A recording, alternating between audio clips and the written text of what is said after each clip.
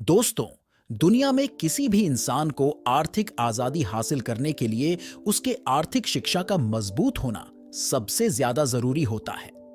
विशेषज्ञों की अगर माने तो आर्थिक शिक्षा को बढ़ाने का सबसे अच्छा तरीका है किताबों को पढ़ना। यही वजह है कि दुनिया में बहुत सी किताबें इस विषय के ऊपर लिखी जाती हैं।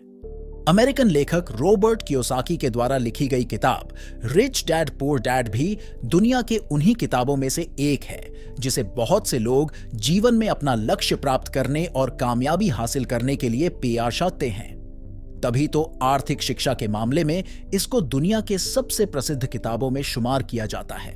और आज की हमारी इस आर्टिकल में हम आपको इसी किताब की ही समरी बताने वाले हैं। दोस्तों, रिच डैड पुअर डैड किताब की कहानी लेखक रॉबर्ट कियोसाकी की अपने खुद के जीवन की कहानी पर आधारित है। इस किताब में वो अपने दो पिता के बारे में लिखते हैं, जिनमें एक उनके असली पिता हैं, जिनको उन्होंने पुअर डैड का नाम दिया है, और दूसरे उनके मुंह बोले पिता हैं, जो कि दरअसल उनके एक दोस्त पिता हैं, और उनको उन्होंने किताब में रिच डैड का नाम दिया है। दरअसल उनके असली पिता बहुत ही ज्यादा पढ़े लिखे और मेहनती इंसान हैं, जो कि पेशे से एक शिक्षक होने के साथ ही आर्थिक रूप से काफी कमजोर हैं। इसीलिए रॉबर्ट किताब में उन्हें पुअर डैड कहकर बुलाते हैं। वहीं दूसरी तरफ उनके मुंह बोले पिता सिर्फ 8वीं क्लास तक पढ़े हैं, लेकिन आर्थिक शिक्षा मजबूत होने की वजह से वो अपने शहर के सबसे बेडेडे और सबसे अमीर बिजनेसमैन में शुमार किए जाते हैं। इसीलिए रॉबर्ट किताब में उन्हें रिच डैड कहकर बुलाते हैं।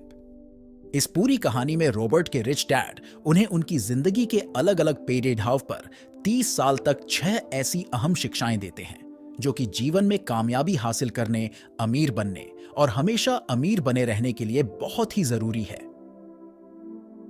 रॉबर्ट के रिच डैड के द्वारा बताया गया 6 सबक दुनिया के किसी भी इंसान को अमीर और कामयाब बना सकते हैं, फिर चाहे वो इंसान कितना ही कम पढ़ा लिखा क्यों ना हो। लेसन 1, अमीर लोग पैसे के लिए काम नहीं करते। दोस्तों, रॉबर्ट कियोसाकी के रिच डैड बताते हैं कि दुनिया के ज्यादातर लोग कई दशकों से एक विशेष तरह के घेरे में फंसे हुए हैं और वे इस घेरे को रैट रेस कहकर बुलाते हैं। दरअसल दुनिया के ज्यादातर लोगों की जिंदगी का मकसद सिर्फ अच्छे कॉलेज में पढ़ाई करना, अच्छी नौकरी ढूंढना, शादी करना और फिर जिंदगी भर अपनी वेतन से घर व कार जैसी चीजों के ऋण भरते रहना बन गया है। लोगों को इस बात का एहसास ही नहीं होता कि इस तरह के जिंदगी में वे मेहनत तो सबसे ज्यादा करते हैं, लेकिन उनकी मेहनत का फायदा किसी और को ही होता है। असल में बहुत से लोग इस रैट रेस का हिस्सा बनकर नाखुश भी होते हैं, लेकिन फिर भी अपने मन के डर, लालच और जिम्मेदारियों की वजह से वे मजबूरी में इसका हिस्सा बने रहते हैं। रिच डैड कहते हैं कि इंसान को सबसे पहले तो अपने डर को खत्म करके इस रैट रेस से बाहर निकलना चाहिए और फिर कुछ ऐसा करना चाहिए जिसमें आप पैसे के लिए काम ना करें, बल्कि पैसा आपके लिए काम करे। वह पुरानी कहावत है ना कि पैसा ही पैसे को खींचता है।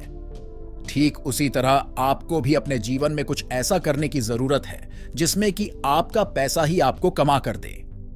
लेसन 2, पैसे बनाने से ज्यादा जरूरी है पैसे रख पाना।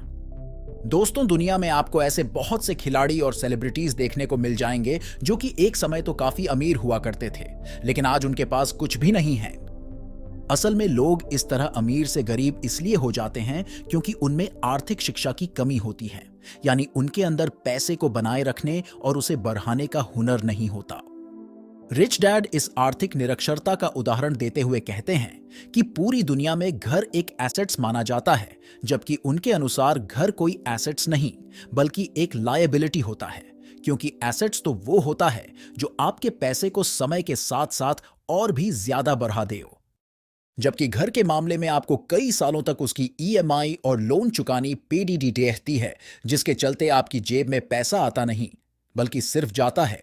यानी रिच डैड सिर्फ उन चीजों को एसेट्स मानते हैं जो कि आपको घर बैठे पैसा कमा कर देती है। वे कहते हैं कि अमीर बनने के लिए सिर्फ पैसा कमाना ही काफी नहीं होता, बल्कि पैसे को कमाकर उसको मेंटेन और ग्रो कैसे किया जाए, यह सीखना सबसे ज्यादा महत्वपूर्ण होता है। लेसन 3, अपनी नौकरी के साथ साथ अपने व्यवसाय में उतरें। दोस्तों, दुनिया में जब किसी इंसान को उसकी पसंदीदा जॉब मिलती है तो वो पूरी जिंदगी उसी को करने का मन बना लेता है और फिर बिना कुछ सोचे समझे अपनी पूरी जिंदगी उसी जॉब को करने में बिता देता है। रिच डैड कहते हैं कि दुनिया का कोई भी इंसान अगर चाहे तो अपनी जॉब के साथ ही कोई दूसरा काम कर सकता है और बिना अपनी जॉब को छोड़ ही वह एक नए बिजनेस एम्पायर का किंग बन सकता है। अब इस बात को समझने के लिए हम दुनिया के सबसे बड़ी फास्ट फूड चेन मैकडॉनल्ड्स के फाउंडर रे क्रॉक का एग्जाम्पल ले लेते हैं। अगर हम लोगों में से किसी से भी यह सवाल पूछा जाए कि एक रे क्रॉक किस बिजनेस से पैसा कमाते हैं, तो फिर हम लोगों में से सभी लोगों का यह जवाब होगा कि फास्ट फूड बिजनेस से। लेकिन असल में दोस्तों, रे क्रॉक का मुख्य बिजनेस फास्ट फूड नहीं बल्कि रियल एस्टेट है। क्योंकि मैकडॉनल्ड्स बिजनेस को बड़ा करते करते आज पूरी दुनिया के अंदर सबसे बड़े रियल एस्टेट के मालिक बन चुके हैं, यानी कि फास्ट बिजनेस करते करते ही उन्होंने रियल एस्टेट का एक एम्पायर खड़ा कर दिया है जो कि आज उन्हें सच में अमीर बनाता है। इसी तरह से एक आम आदमी भी अपनी जॉब को करने के साथ ही कुछ ऐसे एसेट्स और आय का स्रोत बना सकता है जो कि उसको पैसे कमा कर दें। दोस्तों, इसके लिए लेखक के द्वारा कुछ उदाहरण भी दिए गए हैं जिनमें कि व्यवसाय शुरू करना, शेयर बाजार में निवेश करना, रियल एस्टेट में पैसा लगाना और मुनाफा देने वाले प्रॉपर्टीज को खरीदना शामिल है।